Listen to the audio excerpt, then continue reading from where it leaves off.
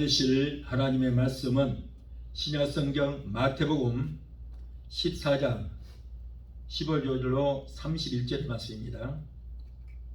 마태복음 14장 15절로 31절의 말씀입니다. 우리 함께 봉독하겠습니다. 저녁이 되매 제자들이 나와 가로되 이곳은 빈들이요 때도 이미 저물었으니 무리를 보내어 마을에 들어가 먹을 것을 사 먹게 하소서. 예수께서 가라사대 갈 것 없다. 너희가 먹을 것을 주어라. 제자들이 가로되 여기 우리에게 있는 것은 떡 5개와 물고기 2마리 뿐이니이다. 가라사대 그것을 내게 가져오라 하시고 무리를 명하여 잔디 위에 앉히시고 떡 5개와 물고기 2마리를 가지사 하늘을 우러러 축사하시고 떡을 떼어 제자들에게 주시매 제자들이 무리에게 주니 다 배불리 먹고 남은 조각을 12바구니에 차게 거뒀으며 먹은 사람은 여자와 아이 외에 5,000명이나 되었더라. 예수께서 즉시 제자들을 재촉하사 자기가 무리를 보내는 동안에 배를 타고 앞서 건너편으로 가게 하시고 무리를 보내신 후에 기도하러 따로 산에 올라가시다. 저물매 거기 혼자 계시더니 배가 이미 육지에서 술이나 떠나서 바람이 거슬림으로 물결을 인하여 고난을 당하더라.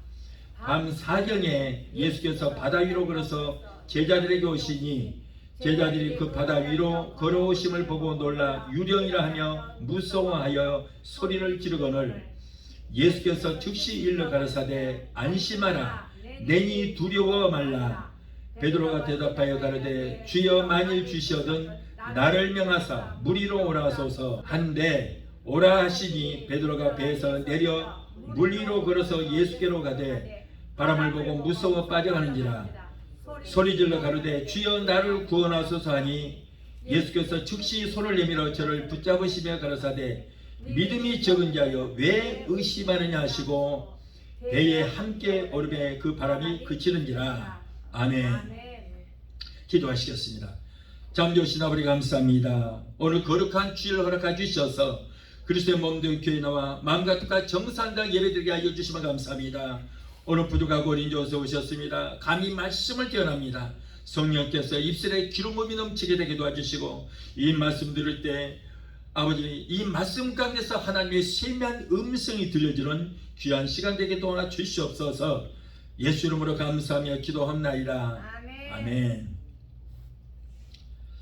할렐루야. 오늘 또 은혜를 삼하여 주님 앞에 찾아오신 성도 여러분에게 하나님의 은혜가 말씀을 통하여 생수와 같이 만나와 같이 충만하게 임하게 되시기를 예수 이름으로 축원합니다. 오늘 본문의 말씀을 보면 예수님께서 이 땅에 오셔서 사역하시는 동안에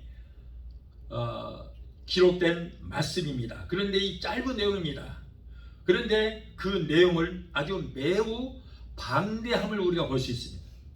그래서 오늘 본문의 말씀을 내용을 세분해서 보면은 첫 단계로 예수님께서 빈 들에서 물고기 2마리와 보리떡 5개를 가지고 기적을 일으켜서 장정만 5,000명 남녀노소 합하면은 한 2만여 명을 먹이신 내용이 있습니다.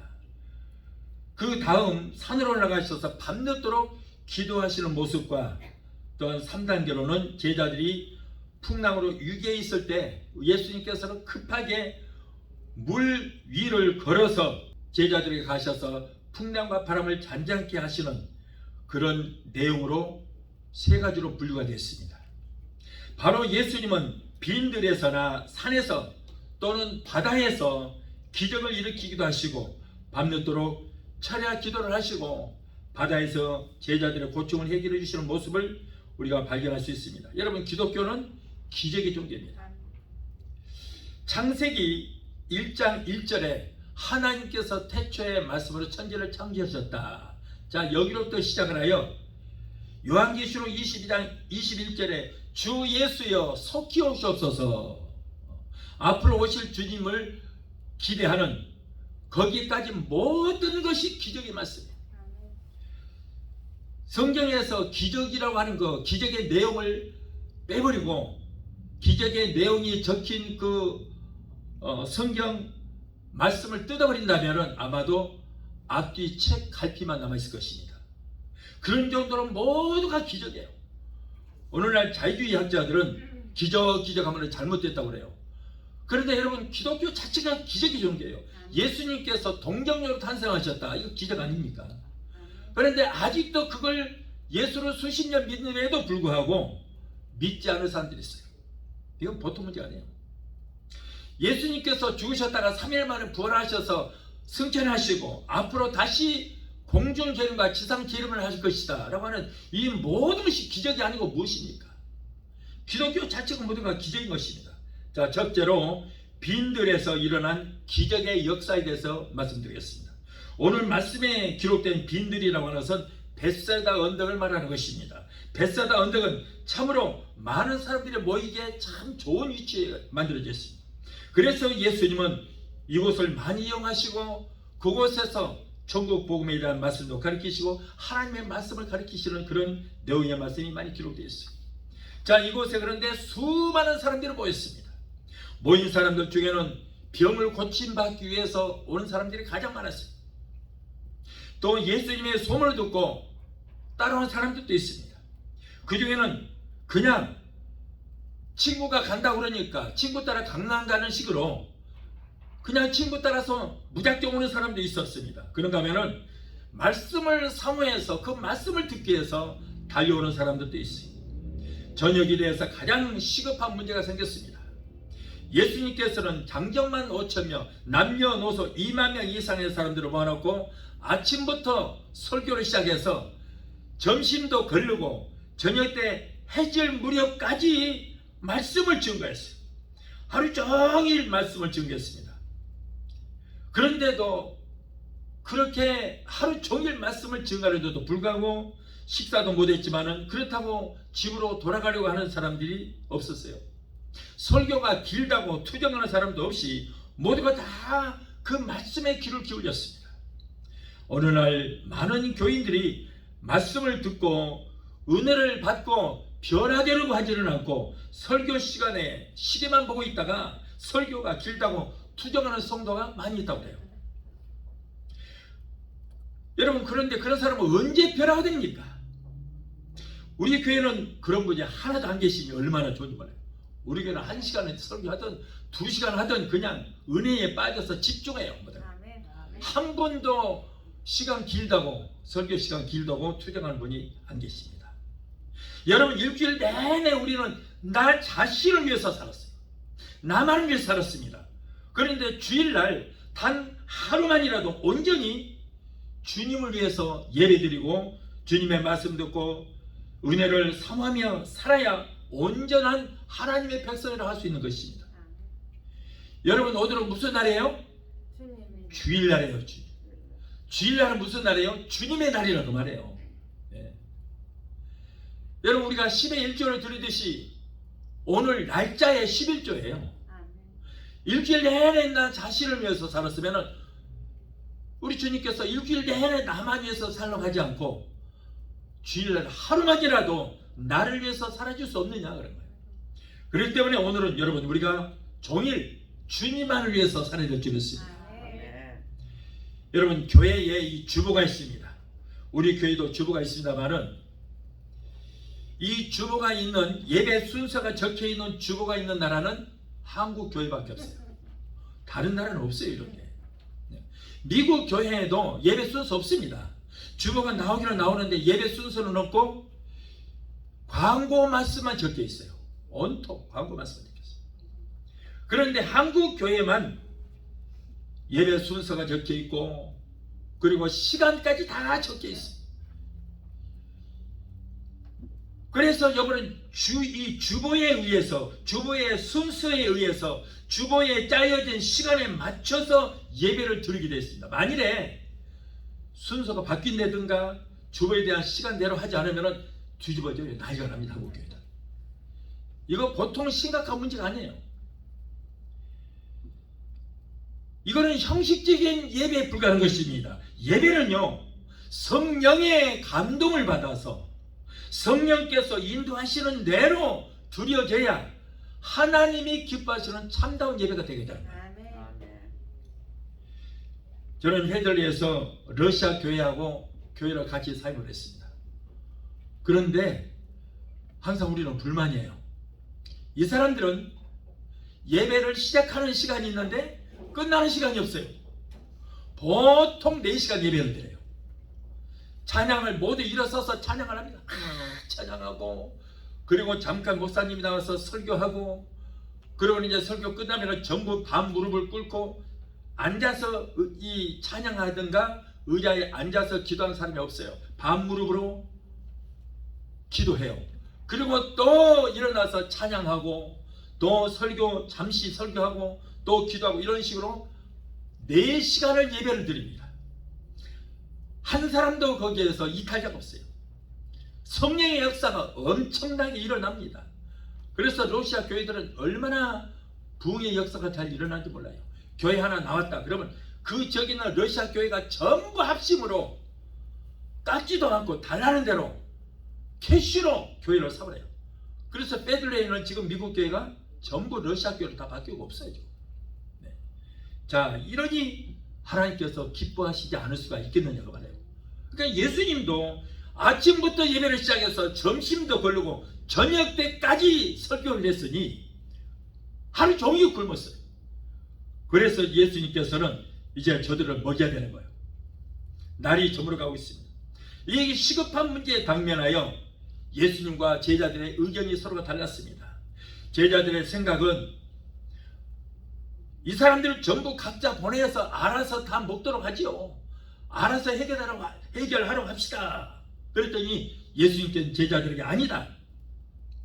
하루 종일 이렇게 예배 참석했으니 우리가 먹을 것을 제공해야 된다. 그러므로 너희가 먹을 것을 주어라 그랬어요. 이 말씀은 새로운 소명 의식을 깨우쳐 줄 말씀인 것입니다. 우리는 종종 자기가 해야 할 소명을 잊어버리고 남이 해주기만을 바랄 때가 있습니다. 제자들에게 있어서는 참으로 어려운 말씀입니다. 어떻게 이 많은 사람들을 먹일 수 있을 것인가? 그 사람들을 다 먹인다면 가만히 계산해봐도 300데나리온 이상의 돈이 있어야 된다는 거예요. 그런데 그 300데나리온이라면 미국 달러로 환산하면 2만 불 정도가 있어야 된다 그 말이에요. 그러니까 한 사람의 1년치 연봉에 해당되는 그런 엄청난 금액입니다. 그런데 문제는 그렇게 설사 돈이 있다고 할지라도 어디 가서 이 많은 사람들을 떡을 사다가 먹일 수 있겠느냐 말이죠. 차라리 제일 좋은 방법은 각자 빨리 집으로 가라고 돌려보내든가 아니면은 마을로 가서 각자가 알아서 사 먹든가 하는 것이 합리적일 수도 있습니다. 그러나 예수님은 제자들을 공공에 빠뜨리기 위해서 하시는 말씀이 아닌 것입니다. 누구보다도 제자들의 형편을 너무 잘 아십니다. 제자들이 얼마나 나약한가, 얼마나 무능한가도 알고 계신 것입니다. 이는 바로 믿음으로 주님을 의지하라 그런 말씀이에요. 믿음의 눈을 뜨라는 말씀인 것입니다. 예수님께서 말씀합니다. 너희에게 믿음이 이렇게도 없더냐? 너희에게 믿음이 겨자씨 한 알만큼만 있어도 이 산을 명하여 저 바다에 던지라 명하고 믿음을 그대로 되리라. 너희가 겨자씨 한 알만한 믿음만 있어도 이 2만여 명의 이 산의 사람들에게 배불리 실컷 먹고도 남을 정도의 기적이 일어날 것이다 그런 말씀이에요. 자, 이러니 제자들에게 겨자씨 한 알만큼의 작은 믿음도 없다는 말씀인 것입니다. 다시 말해서 오늘날 우리에게서 여러분 기적이 일어나지 않습니다. 기적이 일어나지 않는 이유는 왜 그래요? 왜 그렇습니까? 우리에게도 겨자씨 한 알만큼의 믿음도 없기 때문에 기적이 일어나지 않는 거예요. 여러분, 교회는 기적이 일어나야 됩니다. 오늘날 많은 사람들이, 많은 교회들이 2000년 전에 이 땅에 오셔서 3년 반 동안 사역하시다가 하늘로 올라가신 그 예수만 증거하고 있는데 그건 잘못된 거예요. 기독교는 과거의 예수를 증거하는 것이 아닌 것입니다. 예수님께서 하셨던 그 일을 제자들에게 위임을 하셨고 제자들에게 위임하셨던 그 일을 교회에다가 위임하신 거예요. 그래서 예수님께서 승천하신 후에 오순절 마가 다락방에 백신문도가 성령을 받고 그때부터 교회 시대가 시작됐습니다. 교회가 세워졌습니다. 그런데 그 교회에서 예수님께서 하셨던 그 일보다도 더 엄청난 역사가 일어났던 거예요. 병자를 고치고 죽은 자들 살리고 온갖 기사와 이적이 일어났습니다.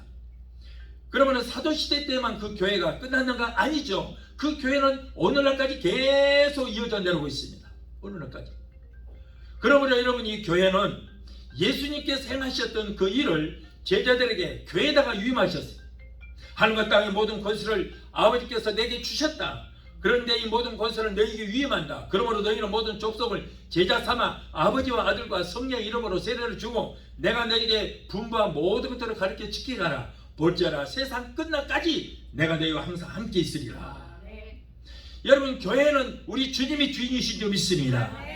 주님이 주인이라면 여러분, 주님께서 저자식 하나만큼만 믿음을 있는 사람을 통해서 기적을 일으키시는 거예요.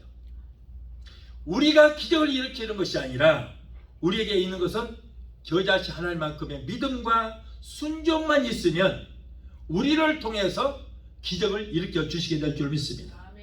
그런데 우리 교회는 많은 기적이 일어나고 있어요. 지금도 성경에 기록된 많은 기적들이 일어나고 있습니다. 왜 일어납니까? 이 말씀을 믿고 과거 속의 예수가 아닌 오늘 또 살아서 우리 가운데 역사하시고 이 교회의 주인으로 계시는 예수님을 믿고 우리가 믿음으로 순종하기 때문에 그런 기적의 역사가 일어난 줄 믿습니다. 예. 그래서 여러분, 기적은 다 끝났다고 그러는데 그건 잘못된 거예요. 우리는 과거 속에 2000년 전에 역사 속에 예수를 믿는 것이 아닙니다. 여러분, 지금도 이곳에 와 계십니다. 성령으로 와 계시는 것입니다. 성령으로 우리 각 심령마다 와 계시는 거예요. 그렇기 때문에 여러분, 예수님께서 뭐라고 그랬어요? 너희는 나보다 더 큰 일도 행하리라 그랬잖아요. 제자들도 귀신도 쫓아내고 병든 자도 고치고 죽은 자까지도 살렸어요. 죽은 자까지도. 여러분, 오늘날도 그런 역사가 일어나야 될 줄로 믿습니다.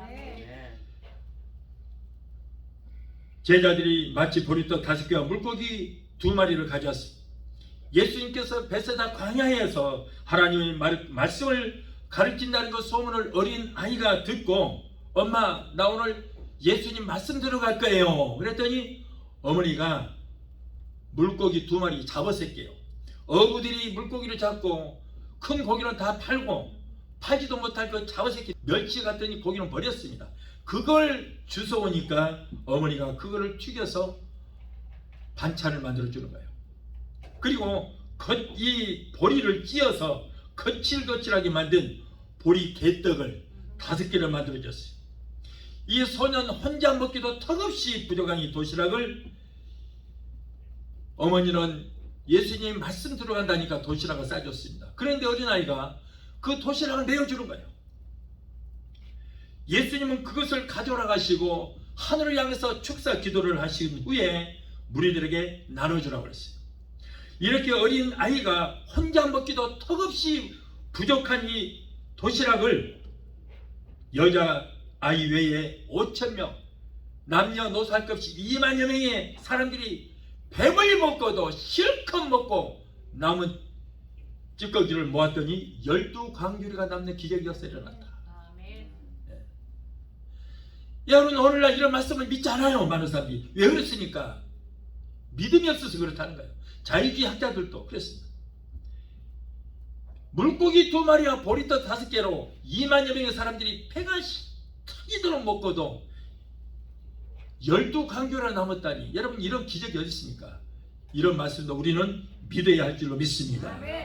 예수님은 그 떡이 아니더라도 얼마든지 기적을 일으킬 수 있어요. 돌멩이 하나만 가지고도 떡덩이로 만들 수 있습니다. 그래서 마귀도 예수님을 시험할 때 돌로 떡을 만들어 먹으라고 했던 것입니다. 마태복음 4장 3절에 네가 만일 하나님의 아들이어든 명하여 이 돌들로 떡을 만들어서 먹으라, 이렇게 시험을 했어요. 마귀도 예수님이 하나님의 아들인 것을 믿었고 마귀는 이 돌 갖고도 얼마든지 떡을 만들 수도 있는 기적을 일으킬 수 있다고 그런 믿었기 때문에 이 돌들로 떡을 만들어서 먹으라 하고 마귀는 육신의 정력으로 예수님을 시험했던 것입니다. 그러나 주님은 그들로 하여금 최소한의 믿음을 요구하신 거예요. 주님의 축사와 믿음의 행함이 기적을 일으켰습니다. 그러나 이상한 것은 예수님께서 하늘을 향해서 축복 기도하신 후에도 그렇다면 무슨 떡이 물고기가 많이 불어나느냐? 아니요. 물고기 2마리와 보리떡 5개는 그대로 있었어요. 그대로 있어요. 그런데 예수님께서 이 떡을 나눠줘라 그랬어요. 기가 막히죠. 아니 물고기 잡으새끼 2마리야 보리떡 5개 2개를 갖고 2만여 명의 사람들에게 나눠주라니. 만일에 아니 예수님 지금 농담하십니까 하고 행함이 없었더라면, 순종하지 않았더라면 이런 기적은 안 일어났어요. 그런데 예수님의 제자들은 그 말씀을 믿고 시키는 대로 행했습니다.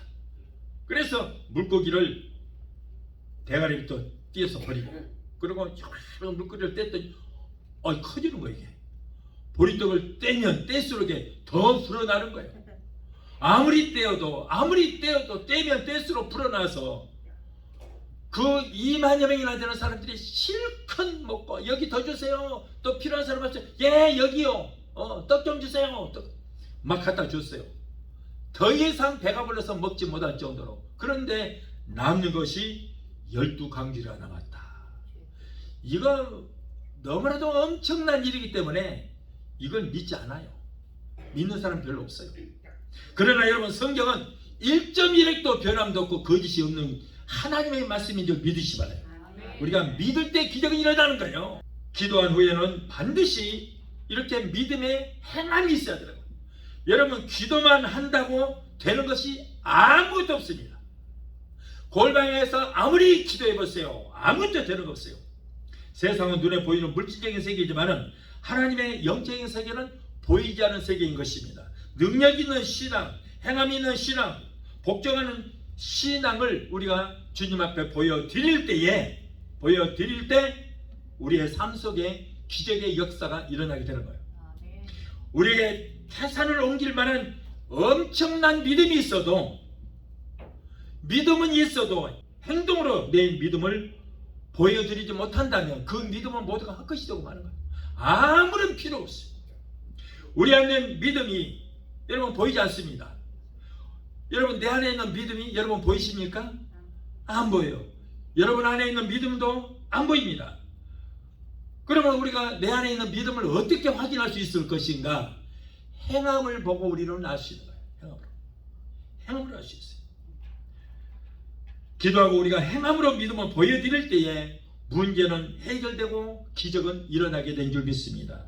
야고보서 2장 17절 19절에 행함이 없는 믿음은 그 자체가 죽은 것이라. 허탄한 사람아, 행함이 없는 믿음이 헛것인 줄 알지 못하느냐.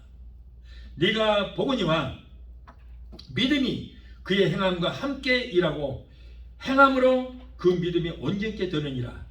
네가 하나님이 한 분이신 줄 믿느냐. 잘하는도다. 귀신들도 믿고 떠느니라.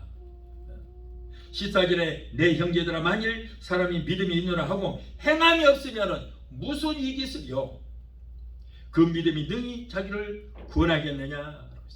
내가 아무리 믿음이 있다 할지라도 행함이 없으면 여러분, 우리는 구원을 받지 못하는 거예요. 내가 믿었으면 행함이 있어. 행함이 없는 믿음이요, 죽은 믿음은 자기를 구원하지 못하는 것입니다. 그래서 주여 내가 믿습니다, 믿습니다라고 말로만 믿습니다 해놓고 행함이 없으면 아무런 소용이 없어요. 성경에 기록된 말씀을 한마디라도 빼지도 말고 더하지도 말고 말씀대로 믿고 행함이 있어야 온전한 믿음이 되어서 우리의 영혼이 구원을 얻게 된 줄 믿습니다. 누가복음 17장 14절에 예수님이 12문도에게 말씀하시기를 이르시되 가서 제사장에게 너희 몸을 보이라고 그랬어요. 그랬더니 그들이 가다가 깨끗함을 받았어요. 여러분, 믿음으로 제사장에게 몸을 보이러 가는 도중에, 다시 말해서 행함으로 순종하고 행함으로 기적이 일어났다는 거예요. 예수님께서 기도도 안 해주시고 이 사람들아, 너희 문둥병이 나았는지 낫지 않았는지 제사장이 확인을 해줘야 된다. 그러므로 제사장에게 가라 그랬어요. 그러면 제사장에게 가면은 고칠 것을 믿고 믿음으로 가는 도중에 문둥병이 깨끗하게 당장은 아무런 변화가 없어도 믿음으로 순종하고 행할 때에 우리에게 기적의 역사가 일어나게 되는 것입니다. 혼인잔치에 술이 떨어져 항아리에 물을 채웠습니다. 여전히 물이었어요. 그러나 예수님이 이 항아리에 있는 물을 떠다가 저들에게 갖다 주어라. 여러분, 만일에 그 하인들이 아니 말도 안 되는 소리죠. 이건 지금 결례때가 발 씻는 물을 담는 그 물통에 있는 물이지 않습니까? 지금 필요한 것은 술이지 물이 아닙니다. 그리고 순종하지 않고 예수님께서 시키는 대로 하지 않았다면 어떻게 될 뻔했어요? 술이 되는 기적은 안 일어나요. 그런데 물이었어요. 물을 떠서 가는 도중에 보니까 이미 술이 되어 있어요. 포도주가 되어 있습니다. 이것은 바로 믿음으로 우리가 순종할 때 기적은 일어난다 그런 말이에요. 소마른 여인에게 공매팔입니다. 생전 손을 펴본 일이 없어요. 아무리 펴려고 뼈가 오그러져 있기 때문에 굳어있기 때문에 펼 수가 없습니다. 그런데 소마른 여인에게 내 손을 펴라. 만일 여인이 아니 지금 내 손이 곰배팔이어서 펴질 않는데 어떻게 펴라고 하십니까? 아니 여기다가 손을 얹어서 안수라도 좀 해주시지 안수는 안 해주시고 손을 펴라니요. 이렇게 대꾸할 수도 있습니다. 그러나 이 여인은 예수님께서 네 손을 펴라는 말씀이 무슨 말이에요? 너에게 손을 펼 만한 믿음이 있는지 내게 그 믿음을 보이라는 거예요. 그래서 이 여인이 힘껏 손을 펴니까 쫙 펴져졌어요. 순종했더니 예수님께서 하시는 말씀대로 순종했더니 손이 펴지는 거예요. 여러분, 기적은 우리에게 내 안에 있는 믿음의 기적이 일어나기 믿습니다. 하나님께서는 내게 기적을 베푸시는 것이 아니라 내 안에 있는 믿음에다가 내가 순종할 때 하나님께서 그 행함을 보시고 우리에게 기적을 일으켜 주시는 거예요. 누가복음 5장 5절을 보면 시몬이 밤새도록 그물질을 했지만 고기를 잡지 못했습니다. 이제는 아침에 해는 중천에 떠 있고 이제는 그물을 씻어서 챙겨서 집으로 돌아가려고 했는데 예수님께서 오십니다. 예수님은 뭐라고 하냐면 이 사람아 깊은 데 가서 그물을 내려라. 그런데 시몬이 대답하기를 선생님 우리들이 밤이 새도록 수고하였으되 잡은 것이 없지만은 말씀에 의지하여 내가 그물을 내리리다. 자, 밤이 새도록 밤에 고기를 잡았다 그 말이에요. 그런데 아침에는 이제 낮에는 고기를 잡을 수 없으니까 집에 들어가기 위해서 그물을 씻고 있는 거예요. 그런데 예수님께서 여기에 말씀 보면은 낮에는 고기를 잡을 수 없고 밤에 잡아야 된다. 그리고 예수님께서는 깊은 곳에 그물을 내려라 보냈는데 이거는 비상식적이다. 갈릴리 바다에는 물가에 낮은 데다가 그물을 내려야 된다. 이것이 상식이다. 예수님은 원래 목수 출신이기 때문에 고기 잡는 데서는 모르는 거야. 그러나 베드로는 어려서부터 갈릴리 바다에서 잔뼈가 굵기 때문에 고기 잡는 데는 그보다 잘할 수가 없어요. 자, 이 갈릴리는 원래가 헐몬산이라고 여기 같으면 레니어 마운틴 눈산에서 눈 녹은 물이 흘러내려온 거예요. 그 물이 갈릴리의 호수를 만드는 것입니다. 그래서 그 물이 내려가서 요단강을 이루고 사해 바다로 내려가는 거예요. 헐몬산에서 눈 녹은 물이 내려왔기 때문에 물이 굉장히 차갑습니다. 가운데는 얼마나 물이 차가운지 고기가 살 수 없습니다. 그리고 굉장히 물이 맑아서 낮에는 물고기를 잡을 수 없습니다. 그림자만 지나가도 고기가 도망갑니다. 그리고 이제 물고기가 가운데는 차가워서 살지를 못하고 저 강 가에는 낮에 뜨거운 태양이 그 물을 따뜻하게 데워놨기 때문에 고기들이 가운데서 살지를 못하고 물 가운데 낮은 데서 살아요. 그래서 갈릴리 바다에서 고기를 잡으려면 밤에 잡아야 되고 그리고 깊은 데가 아닌 낮은 데다가 그물을 쳐야 고기를 잡을 수 있어요. 그런데 예수님께서 지금 뭐랍니까? 깊은 곳에 낮에 고기를 잡아라. 베드로는 지금 밤새 고기를 잡고 왔는데 못 잡았거든요. 자기의 수단과 방법을 다 동원해 잡았는데도 한 마리도 못 잡고 지금 낙심되어서 우리 가족들을 내가 어떻게 먹여 살리고 낙심이 되어서 그물을 씻고 이제 집으로 돌아가려고 하고 있는데 예수님께서 오셔서 도저히 이치에 맞지 않은 말을 하고 있는 거예요. 낮은 데다가 그물을 던져야 되는데 깊은 데 던져라. 밤에 고기를 잡아야 되는데 대낮에 고기를 잡으라는 거예요.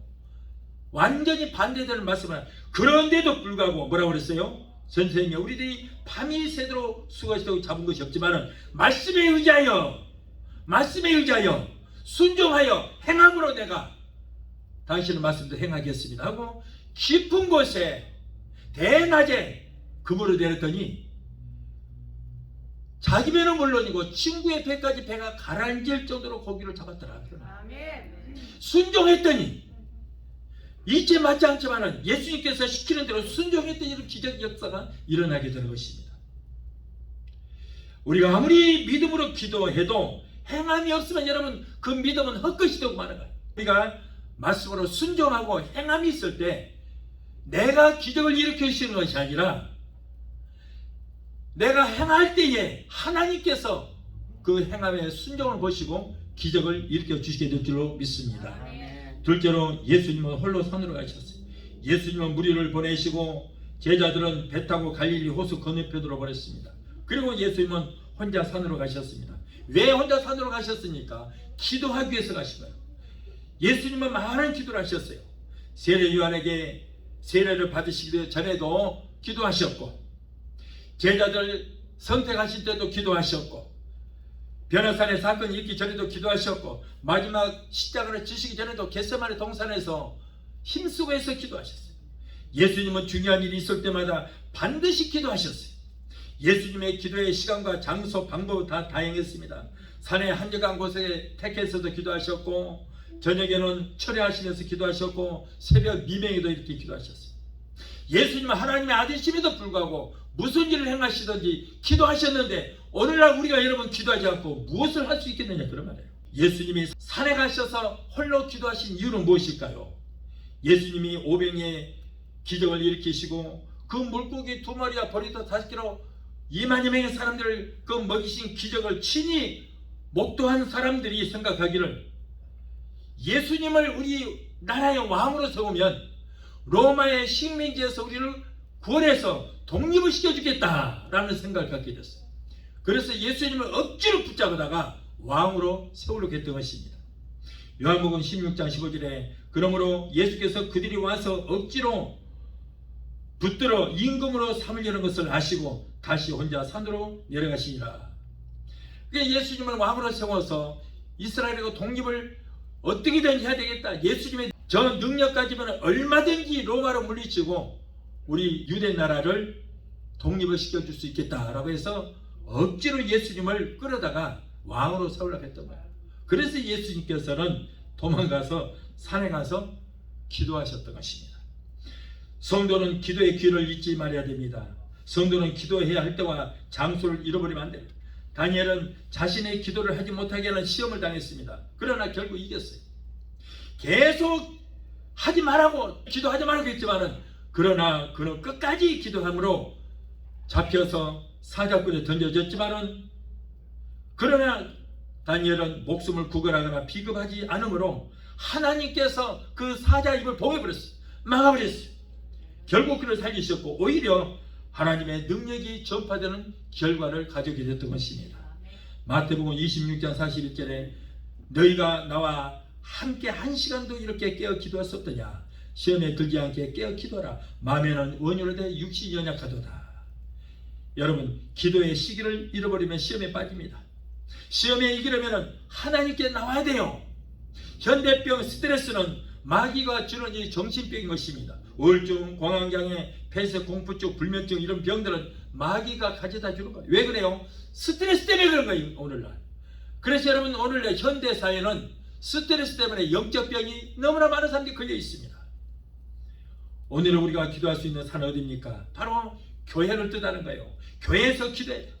하나님은 솔로몬이 성전을 건축하고 봉헌 기도할 때 응답하시기를 나의 마음과 눈은 항상 그곳에 둘 것이다. 그 성전에 있을 것이다. 열왕기상 9장 3절에 여호와께서 그에게 이르시되 너의 기도와 네가 내 앞에서 간구한 바를 내가 들었은즉 나는 네가 건축한 이 성전을 거룩하게 구별하여 내 이름을 영원히 그곳에 두며 내 눈길과 내 마음이 항상 거기 있으리라. 역대하 7장 16절에 이는 내가 이 전을 이 성전을 택하고 거룩하게 하여 내 이름으로 여기 영영이 있게 하였으니라. 내 눈과 내 마음이 항상 이곳에 있으리라. 하나님은 바로 이 성전이 베데스다 순복교에 계셔서 우리의 예배를 받으시고 우리의 기도를 들으시겠다, 그런 말씀이에요. 요즘 많은 사람들이 교회는 안 나가도 내 마음에 하나님을 믿는 믿음이 있으니 자기가 있는 곳에서 기도하면 된다라고 하는 그런 생각을 갖고 있습니다. 이건 잘못된 생각이에요. 오늘 또 그랬잖아요. 내가 이 전을 택하고 거룩하게 해서 내 이름이 여기 있고, 그리고 내가 내 눈과 내 마음이 항상 이곳에 있다. 이곳에 있다. 교회는 그리스도의 피값으로 세우신 그리스도의 몸인 것입니다. 그러므로 여러분, 이곳에 나와서 우리가 기도해야 돼요. 집에서 기도할 수 있죠. 그러나 여러분, 집에서 기도하면 온갖 잡음이 생기고 집중해서 기도할 수 없어요. 형식적 기도밖에 안 됩니다. 오늘날 많은 사람들이 교회는 안 나가고 인터넷 들어가서 유명한 목사님들의 설교를 들음으로 예배를 대신하는 그런 행위는 참 잘못된 신앙관이에요. 인터넷 들어가서 내가 제일 좋아하는 목사님, 성령의 감동도 없어, 제일 좋아하는 목사님 설교 자기가 제목도 골라서 그냥 자기가 듣고 싶은 것만 듣는 거예요. 이것을 예배라고 대처하는데 이건 너무 잘못됐다. 코로나 때문에 교회 나가지 못하니까, 뭐 코로나 때문에 못 나가는데 어떡해. 하나님 아시잖아요. 내가 나가기 싫어서가 아니고 코로나 때문에 못 나가는 거 어떡해요. 당연시 해버리는 거예요. 그러나 여러분, 미국은 코로나 거의 다 끝나갑니다. 이제 핑계 될 거 없어요. 이제 나오셔야 돼요. 하나님 코로나 때문에 못 나가요. 이제 그럴 수 없어요. 코로나 다 끝나가는데 어떻게 하겠습니까? 무슨 핑계 되겠어요. 이제는 우리 교회에 나와야 될 줄 믿습니다. 교회에 나와야 돼요. 나와 하나님 앞에 마음과 정성을 다하여 우리는 예배를 드려야 될 줄 믿습니다. 그리스도께서 피값으로 세우신 교회에 나와서 주님을 만나야 돼요. 기도해야 되는 것입니다.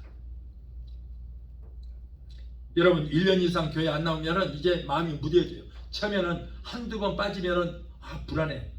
하나님이 그냥 위에서 벼락이라도 내려칠 것 같아. 불안해요. 그런데 2달, 3달 빠져도 괜찮네. 1년 반을 빠져도 아무 문제 없어. 그러니까는 이미 하나님을 떠나고 없어요. 그런데 하나님이 계신 줄 알고 착각하고 있는, 아니요, 떠났어요. 이미 떠나고 없어요. 전혀 마음에 그릴 길이 없어져 버렸어요. 오늘 아까 그랬잖아요. 야고보서 2장 19절을 보니까 귀신들도 믿고 떠느니라 그랬거든. 귀신들도 믿고 떤대요. 그런데 오늘날 하나님을 믿는 성도가 하나님을 두려워하지 않는 건, 이건 참 보통 심각한 문제가 아닌 것입니다. 자, 셋째로 산에서 기도하시는 주님이 바다 위로 걸어오셨어요. 제자들은 바람이 불어서 배가 위태롭게 되자 낮에 그 500의 기적을 이뤘던 그 기적의 역사를 까맣게 잊어버리고, 그럼 예수님께서 물 위로 걸으시니까 유령이다. 그러고 두려워 떨었어요. 불과 몇 시간 전에 큰 은혜를 받았지만 그 은혜가 소멸되니까 환경의 어려움에 닥치자 두려움이 엄습했습니다. 세상에서 환난의 바람이 불어서 고난을 당해도 우리는 여러분, 어떠한 일에서도 주님을 잊어버려서는 안 되는 것입니다. 믿음은 절대로 일회용이 아닙니다. 500명을 가지고 5,000명, 남녀노소 2만여 명 이상을 먹일 때만 기적이고, 바람이 불어서 고통을 당할 때는 잊어버린 것이 아닌 것입니다. 시편 50편 15절에 환난 날에 나를 부르라. 내가 너를 건지리니 네가 나를 영원하게 하리라. 요한복음 16장 33절에 세상에서는 너희가 환난을 당하나 담대하라. 내가 세상을 이겼노라. 세상을 이기신 그 이김으로 우리를 자유함으로 기다릴 줄 믿습니다. 요한은 그때의 상황을 큰 바람이 불어 파도가 일어나므로 제자들이 두려워 떨었다고 했습니다. 주님 없는 항해는 고난의 길인 것을 깨달아야 돼요. 제자들이 노를 저어서 베세다 광야에서 건너편 게네사렛으로 가는 길은 처음 가는 길이 아닌 것입니다. 그런데 바다에 풍랑이 일어서 배가 파산 위기에 처하게 되었고 제자들은 두려워 떨었어요. 여러분, 이 제자들은 부름받기 전에는 모두가 어부였잖아요. 갈릴리에서 모두가 고기 잡는 어부였어요. 그래서 갈릴리 바다에서 잔비가 굵었기 때문에 그들은 백길도 익숙하고 이럴 때는 어떻게 대처를 해야 되는가 누구보다도 더 잘 아는 거예요. 밤도 익숙하고 모든 것이 익숙한 길입니다. 그런데 그곳에 얼마든지 자기들의 힘으로 그 위기를 넘길 수 있지만은 그걸 하지 못했어요. 왜 그렇습니까? 그곳에 예수님이 계시지 않았기 때문이에요. 주님 없는 생활, 주님 없이 가는 길에는 여러분 항상 문제 파도가 있습니다. 항상 환난의 파도가 있습니다. 오늘날은 성령 시대입니다. 우리가 성령 주말마다 성령님이 나와 함께 하실 때에 나의 삶의 여정길이 순풍에 돛단 듯 평탄한 삶이 되는 것입니다. 그러나 성령 없는 삶은 곤고하고 물 한 방울, 풀 한 폭이 없는 사막과 같이 척박한 삶이 되는 것입니다. 여러분, 고난당할 때 우리 주님은 찾아오십니다. 성경에 보면은 주님께서 많은 곳에 찾아오셨어요. 예수님께서 베세다 근처 산에서 기도하시면서 제자들이 당하는 그 고통을 알고 계셨어요. 지금 풍랑이 일어서, 유라굴로 같은 풍랑이 일어서 제자들이 지금 죽을 위기에 놓인 거 알고 계시는 거예요. 다 알고 계신 거예요. 심지어는 다른 유다가 예수님을 미리서 팔 것도 다 알고 계셨고, 베드로가 예수님을 세 번 부인할 것도 다 알고 계셨어요. 예수님이 잡히실 때 제자들이 모두 뿔뿔이 다 흩어질 것도 미리서 다 알고 계셨습니다. 또한 베드로가 장차 십자가에 거꾸로 달려 순교당할 것도 미리 알고 계셨어요. 여러분, 이토록 우리 주님은 우리의 모든 형편과 사정을 다 알고 계시는 거예요. 어떤 일이 우리에게 있는가 다 알고 계시는 것입니다. 알고 계시고 천국에서 지금 보고 계시는 거예요.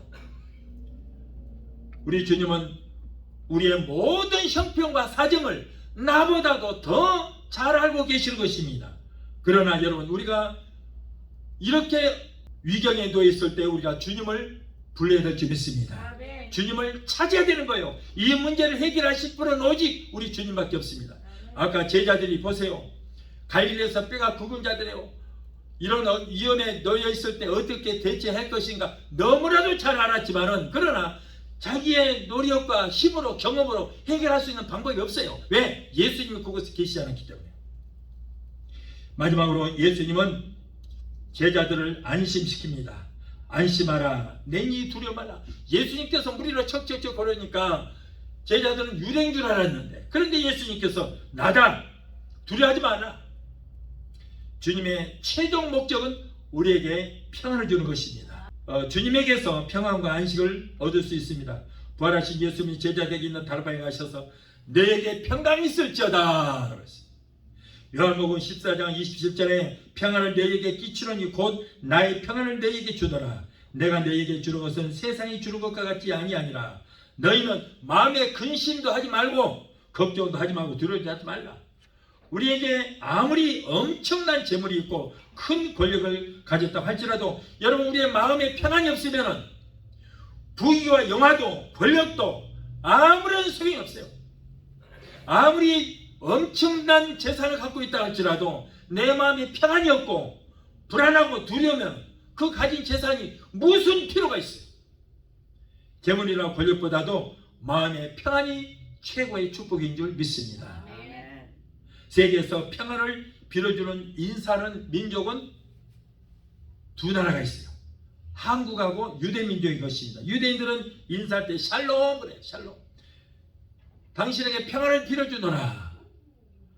그리고 한국은 뭐라고 해요? 안녕하십니까? 이 말은 평안하십니까? 그런 말이에요. 평안하십니까? 우리가 예수를 잘 믿고 나의 삶을 주님께 맡기고 의지하면 하나님은 우리에게 평안을 안겨주시는 것입니다. 여러분, 우리에게 가장 무서운 병이 뭐냐면 우리 환경의 어려움 때문에 염려하고 근심하고 걱정하고 두려워하는 것, 이것이 가장 무서운 죄입니다. 가장 무서운 죄이고 가장 무서운 병이에요. 여러분, 내가 원망하고 불평하고 두려워하고 염려 근심 이런 거 있으면은 그날 저녁에 잠을 자요 못 자요? 못 자요. 밤새 잠을 못 자고 쥐치다 그러는 거예요. 왜 그래요? 벌써 마귀의 공격을 받았다는 거예요. 자, 거기에서부터 이제 그러다 보면 불면증이 시작되고, 그 다음에 2단계로 뭐예요? 우울증이 와요. 우울증. 그 다음에 뭐예요? 공황장애가 와요. 공황장애. 무서운 병입니다. 자, 벌써 마귀의 공격을 받았다는 거예요. 마귀를 불러들인 거예요. 염려, 근심, 불안, 두려움으로 불러들였다는 거예요. 평안이 없어요. 평안이 없어요. 그러나 여러분, 내 모든 삶을 내가 해결하려고 하지 말고 문제 해결자 되시는 주님 앞에 맡기면 주님이 해결해 주시게 될 줄 믿습니다. 내가 하려고 하니까 내 능력은 부족한데 내가 하려고 하니까 두려운 거예요. 그래서 염려하고 걱정하고 근심하는 거예요. 그렇게 되면 여러분 결국에는 영적인 병에 걸리고 아무것도 되는 거 없어요. 그러나 내 앞에 실 같은 어둠이 있을지라도, 무시무시한 위험에 처했을지라도, 엄청난 문제가 있을지라도 문제 해결자 되시고 능치 못할 일이 없는 우리 주님께 맡기기만 하면, 맡기고 맡겨버려야 돼. 너희 모든 짐을 주께 뭐라고? 맡기라가 아니고 맡겨버리라 그런 거예요. 그냥 맡기라가 아니요, 맡겨버리라. 온전히 주님, 이 문제는 내 것이 아니고 주님의 문제입니다 하고 맡겨버려. 버려버려. 그냥 온전히 맡겨버리면 나의 마음에 평안이 들어오게 될지 믿습니다. 평안해요. 염려, 근심, 두려움이 다 사라져. 나는 지금까지 그렇게 해왔어요. 나는 안 그러면서 그냥 말로만 그런 거 아니에요. 나는요, 설교하는데 나하고 상관없는 설교를 해본 일이 없어요. 전부 내가 체험했던 거, 내 안에 내 삶 속에 일어났던 일만 나는 설교하는 거예요. 나는 여기서 분명히 말씀드립니다. 사모하고 나하고 단둘이 왔어요. 미국에 아는 사람 하나 없어요. 어디로 가야 할지도 몰라요. 물론 하나님께서 워싱턴주 타코마 베데스다 20개 선교사로 가라 그래서 오기는 왔지만은, 그렇다고 워싱턴주 타코마 베데스다 20개가 있어요? 없어요. 누가 나를 기다려줘요? 안 기다려요. 아무도 없어요. 아는 사람 있어요? 없다고요. 없어.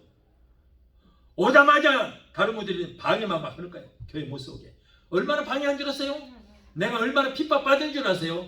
그러거나 말거나. 저런 문제는 하나님 알아서 하시겠지. 하나님이 책임져 주시겠지. 아, 책임져 주시더라고. 정말 그랬잖아요. 사모가 있어요. 이 일을 교회 개척을 못하게 막으니까, 방해하니까 싸대기를 왕복으로 때려쳐버리더라고. 이 땅에 남아있냐? 없어요. 지금 없어요. 그분이. 그러나 베데스다 20개는 지금도 있잖아요. 네. 3번 개척했잖아요. 개척. 여러분, 개척한다는 게 얼마나 힘든 줄 아세요? 못해요. 개척 못해요. 한국도 아니고 미국이어서 한국은 그냥 아파트 문만 열어도 전부 한국 사람만 나오잖아요. 길에 가면 한국 사람만 있어요. 그런데 여기는 한국 사람 골리기 그렇게 힘들어. 내가 영어를 잘해야 미국 본토배기들을 불러서 내가 성교를 하든가 말든가 하지. 영어가 안 되는데. 그렇다고 여보시오 한국말 좀 배우시오, 한국말 배워서 내 설교 들으시오 할 수도 없잖아. 아무것도 할 수 있는 능력이 없어요. 그럼에도 불구하고 저는 단 한 번도 두려워하지 않았어요. 두려워하지 않았어요. 있으면 있을 때 시커 먹고, 없으면 금식이 알았습니다. 금식하면 되는 거예요. 나는 금식이 아주 얼마나 잘하는지 원래 하도 해봐서. 그래서 내가 배가 지금도 배가 나온 것이 안 빠진 이유가 뭐냐, 그때 있을 때 먹어두자 그러고 내일은 어떻게 될지 모르니까 오늘 있을 때 시커 먹어두자 그러고는 그냥 터지게 먹어요. 저축해두려고. 그럼 내일은 또 못 먹을 수 있으니까. 그때 배가 이렇게 나오더니 지금도 안 빠지네. 별짓을 다 해도 안 빠져요. 모든 거 나는 주께 맡기고 의지하면서 살아왔어요. 여러분, 개척한다는 게 얼마나 힘들은데 누가 찾아와요? 집사람은 나하고 둘이 했어요. 개척을 했는데 사람이 없어요. 사람이 없어. 저 자리에 딱 앉혀놓고 믿으시면 딴 데 볼 수도 없어. 한 사람만 봐. 믿으시면 아멘 하십시오. 할렐루야. 한 사람만 보고 있어요. 이렇게. 근데 아멘을 잘 해주더라고. 모든 걸 맡겼어요. 그러니까 마음이 평안하고 단 한 번도 두려워해본 일이 없어요. 내 몸에 죽을 병이 걸려도 걱정 안 해요. 나는. 여러분들 아시잖아요. 다. 내가 얘기 다 안 해도. 죽었다가 살아나기도 했어요. 죽으면 천국인데 뭐가 걱정이에요. 우리의 모든 목적은 뭡니까? 목적이 뭐예요? 천국이에요. 천국. 그런데 천국 간다는 게 뭐가 두려워요? 얼마나 감사한 일인데. 걱정하지 마세요. 항상 마음이 평강했어요. 평안해요. 이것이 천국입니다. 조막이나 궁궐이나 내 주 예수 모신 것이 거리나 천국이니. 그래서 여러분, 우리가 예수 믿는 것은 뭘 믿어요? 성경에 기록된 말씀을 믿습니다. 우리의 모든 문제 해결자 되시고 나를 위해서 기적을 일으켜 주시는 예수를 믿는 거예요. 그런데 뭘 걱정하고 근심해요? 내가 하려고 하니까, 예수가 안 믿어지니까, 모든 것을 내가 해결하려고 하다 보니까 걱정이 되고 근심이 되고 두려움이 생기는 거예요. 그러나 여러분, 나는 아무것도 할 수 없습니다. 내가 할 수 있는 것은 순종하고 행함이 있을 때 나를 통해서 하나님께서 역사해 주실 줄 믿습니다. 그러므로 우리는 여러분, 우리 마음에 평강이 있는 것, 샬롬, 평강, 가장 큰 축복인 줄 믿습니다. 사랑하는 성도 여러분, 여러분에게 무슨 문제가 있습니까? 질병의 문제가 있습니까? 배고픔의 문제가 있습니까? 가정의 문제가 있습니까? 또는 사업장의 문제가 있습니까? 자녀의 문제가 있습니까? 환난과 고난의 파도를 잠잠케 하신 주님께서 여러분의 환난과 고난의 파도도 잠잠케 해주실 것을 믿고 믿음으로 기도하는 여러분이 되시기를 예수 이름으로 축원합니다. 이제는 예수님을 찾으시기 바라요. 그리고 예수님의 능력을 믿으시기 바랍니다. 오늘날은 성령님을 우리에게 보내주셔서 성령님이 우리를 찾아오십니다. 찾아오신 성령님을 내가 인정하고 환영하고 성령님을 내 마음의 중심에 모셔드리고 온전히 그분만을 의지하시기 바라요. 이제는 성령 없는 인생을 살지 마십시오. 믿음 없는 인생을 살지 마시기 바랍니다. 기도 없는 인생을 살지 마십시오. 우리를 사랑하시는 예수님은 바로 저와 여러분을 위해서 지금도 하나님 우편에서 우리를 위해서 간구 기도하고 계시다가 장차 공중재림과 지상재림을 하시기 위해서 오시게 될 줄 믿습니다. 하나님의 영이시고 예수님의 영이신 성령께서 우리를 찾아오십니다. 그 성령님을 신령의 주인으로 모시고 영원히 성령 하나님과 함께하는 복된 성도가 되게 되시기를 예수 이름으로 축원합니다. 우리 찬양하고 하시고 기도하시겠습니다.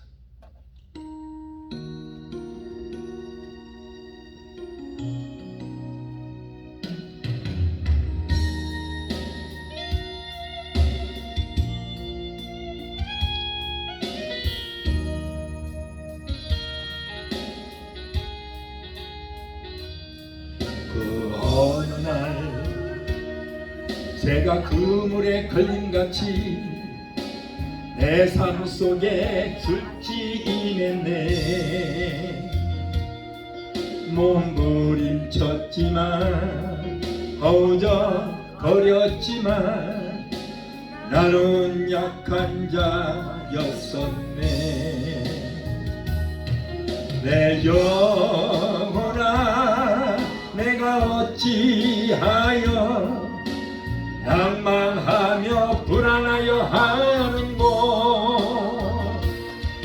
너는 하나님을 바라라. 그 얼굴의 도우심을 인하여 내가 오히려 찬송하리라.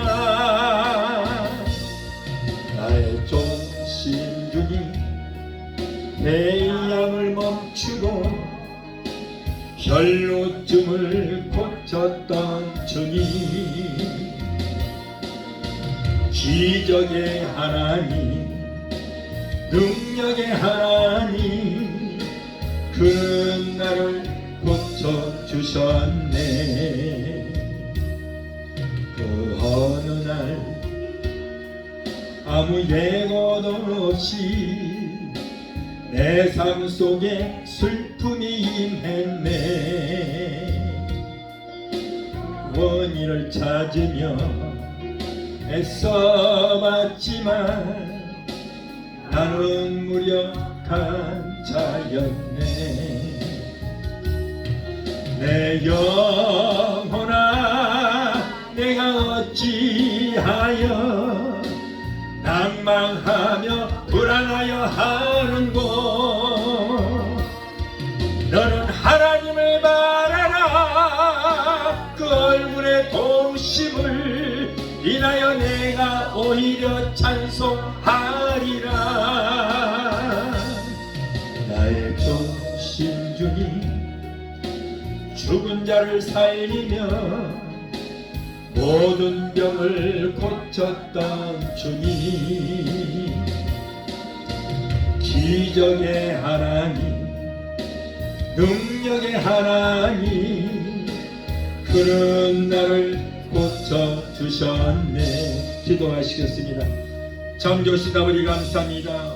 오늘은 기적의 하나님이라는 귀한 말씀으로 오래 주심을 감사합니다. 걸어가시고 정지하신 아버지 하나님, 우리 기독교는 기적의 영입니다. 하나님은 살아계십니다. 살아계신 하나님께서 오늘 우리 가운데 함께 하시고 우리의 모든 형편과 사정을 하시고 우리가 기도하는 대로 우리가 바라는 대로 모든 것 다 이루어주시게 될 줄 믿습니다. 우리를 위경 가운데서 걸려주시고 환난 가운데서 건져주시고 날마다 우리에게 승리의 역사만 일어나게 될 줄 믿고 하나님 감사합니다. 오늘 말씀으로 아버지 우리에게 인도하신 하나님, 아버지 하나님께서 오늘 또 사랑하는 귀한 성도들 유튜브를 통해서 말씀을 듣는 저들에게도 기적이 일어나게 하시고 두 손으로 보기에 복을 더하여 주시옵소서. 기적이 일어나게 되게 도와주시옵소서. 각 가정의 삶 속에 하나님의 기적이 필요합니다. 주여 기적으로 주님 축복하여 주시옵소서. 예수 이름으로 감사하며 기도합니다. 아멘. 이제는 제가 여러분을 위해서 기도해 드리겠습니다. 여러분을 위해서 기도해 드리겠습니다. 문제 있는 분들은 가슴에 손을 얹으시고 몸이 아프신 분들은 아픈 곳에 손을 얹으시기 바랍니다. 믿음으로 이 시간에 기도할 때 오늘 이 시간에 우리에게도 기적의 역사가 일어나게 되어지게 될 줄 믿습니다. 기도하겠습니다. 문제 해결자가 되시고 우리의 질병을 치료해주시는 영원한 치료 하나님, 오늘 사랑하는 하나님의 귀한 자녀들이 가정과 생활의 문제, 자녀들 문제, 직장의 문제, 비즈니스 같은 온갖 문제를 가지고 왔습니다. 하나님 우리의 영혼이 잘된 같이 이 땅에 살면서 모든 범사가 잘되게 하시고 영원까지 강렬한 복을 받기를 원하신 줄 믿습니다. 우리의 모든 형편과 사정하시는 주님, 힘들게 어려운 가운데 살아가는 하나님의 자녀들의 기도를 들으시고 저들의 모든 문제 가운데서 구원해 주시고 건져 주시옵소서. 너는 내게 부르짖으라 내가 내게 응답하겠고 내가 이보다는 크고 비밀한 기적의 역사를 보이라고 약속의 말씀을 주셨사오니 그 말씀을 믿고 기도합니다. 주여 우리의 모든 문제가 해결받고 문제로 따라가는 역사가 있게 하여 주시옵소서. 이 어려운 시대에 성령님이 역사해 주셔서 가족들이 잘되는 역사가 있게 하시고 자녀들이 하나님 잘 섬기고 하나님이 주시는 복을 얻게 되게 도와주시옵소서. 내가 나사렛 예수 이름으로 명하노니 하나님의 자녀에서 모든 문제를 따라갈지어다. 가정과 생활의 문제, 자녀들의 문제는 내가 예수 이름으로 명하노니 예수 이름으로 갈지어다. 아들, 딸, 손자, 소녀들이 하나님께서 위로부터 내려주시는 복을 얻게 되게 도와주시옵소서. 자녀들이 세상 어디로 가든지 머리가 되고 꼴이 되지 않고 위에 꼴이 있지 않게 하시고 하나님과 사람들에게 인정받는 자녀들이 되게 도와주시옵소서. 또한 하나님의 백성들이 이 시간에 말씀에 의지하여 아픈 곳에 손을 얹었습니다. 마가복음 16장 17절에 병든 자에게 손을 얹어 나리라 말씀하셨사오니 주여 저들은 믿음으로 손을 얹은 부위에 예수 그리스도의 평두 손으로 만져주시고 못장난 손으로 만져주시옵소서. 내가 나사렛 예수 이름으로 명령한다. 사랑하는 하나님의 자녀들의 모든 괴롭히는 병마야 예수 이름으로 명하는 예수 이름으로 갈지어다. 신경통, 관절염, 류마티스, 디스크는 내가 예수 이름으로 명한다. 따라 갈지어다. 내가 예수 이름으로 명하니 모든 암덩어리는 녹아지고 사라지고 숨이 될지어다. 췌장암, 위암, 장암, 폐암, 자궁암은 내가 예수 이름으로 명하니 성령의 불로 숨이 될지어다. 모든 암의 성령의 불로 근호부터 말라질지어다. 신무전증, 심근경색, 심장 부정맥, 신장염은 예수 피로 깨끗하게 고침받을지어다. 신경수이장병, 위염, 위궤양, 소화불량 내가 예수 이름으로 명한다. 따라 갈지어다. 피부병, 알레르기도 따라갈지어다. 갑상선, 중풍병, 소아마비, 대상포진, 통풍은 내가 예수 이름으로 명한다. 따라 갈지어다. 성도들의 고통주는 답석주도 사라질지어다. 우울증, 공황장애, 불면증, 폐쇄, 공포증을 가져다 주는 악한 연수마귀로 물러 갈지어다. 이제 너희들은 상관이 없다. 하나님의 자녀들에서 묶임을 놓으라. 예수 이름으로 갈지어다. 하나님 고쳐주시니 감사합니다. 믿음의 기도는 병든 자를 구원하리니 주께서 저희를 일으키시리라 말씀하셨습니다. 여호와를 경외하는 내게는 의로 내가 떠나서 치료하는 강사를 바라니 너희가 나와서 의왕가를 나온 소환처럼 걷기도 하고 뛰기도 하는 말씀하셨습니다. 저같이 뛰고 맞으므로 너희가 나음을 입으리라. 병든 자에게 손을 얹어 나리라 말씀하셨사오니 주여 약속의 말씀을 붙들고 기도합니다. 내 믿음대로 될지도록 말씀하시고 치료의 감사를 베풀어 주시옵소서. 아기를 갖기로 원하나 수태치 못한 부부에게 편의전을 주시고 아버지 아기를 가진 자들에게 하나님께서 복된 자녀들이 되게 도와 주시옵소서. 하나님의 자녀들에서 고난을 일절쯤 타지 못하도록 예수 피로 머리끝부터 발까지 덮어주시고 성의 불타가 붉은 물어 막아 주시옵소서. 오늘도 종의 기도를 들으시고 문제를 해결해 주신 하나님 감사합니다. 세계 어느 곳에 있든지 믿음으로 기도하는 하나님의 자녀들의 모든 병을 고쳐주시고 치료하여 주시옵소서. 무엇보다도 병든 영을 고쳐주시고 병든 믿음을 치료하여 주시옵소서. 항상 성령으로 충만하게 되게 도와주시고 날마다 승리의 삶을 살 수 있도록 주여 두 손으로 복의 복을 더하여 주시옵소서. 하나님 모든 범사에 잘되게 하여 주시옵소서. 종의 기도를 들으시고 응답하시고 이루어주신 하나님 감사합니다. 영광 받으시고 높임 받아 주시옵소서. 예수 이름으로 감사하고 축복하며 기도합나이다. 아멘. 할렐루야. 지금은 우리를 죄에서 구원하신 우리 주 예수 그리스도의 그 무한하신 은혜와 아들까지도 아끼지 아니하시고 우리를 위해서 내주시기까지 우리를 사랑하시는 아버지 하나님의 그 극진하신 사랑과 보혜사 성령님의 내주 교통 충만 역사하심의 은혜가 오늘 주일예배 참석하여 말씀으로 의뢰받고 돌아가는 귀한 성도들의 가정과 가족과 직장과 사업장과 자녀들과 생활과 모든 범사 위에 베데스다 수목교회 유튜브를 통하여 예배 참석하여 말씀으로 의뢰받는 귀한 성도들의 가정과 가족과 직장과 사업장과 자녀들과 생활과 모든 범사 위에 베데스다 수목교회 지금부터 영원토록 함께 하시기를 간절히 축원합니다. 아멘.